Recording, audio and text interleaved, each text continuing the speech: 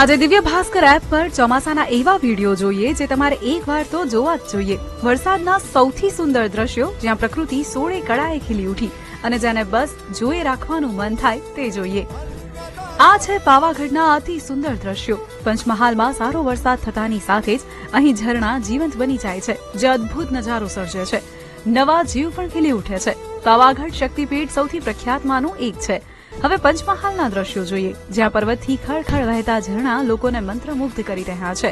લોકો આ દ્રશ્યો જોવા માટે દૂર દૂરથી આવે છે।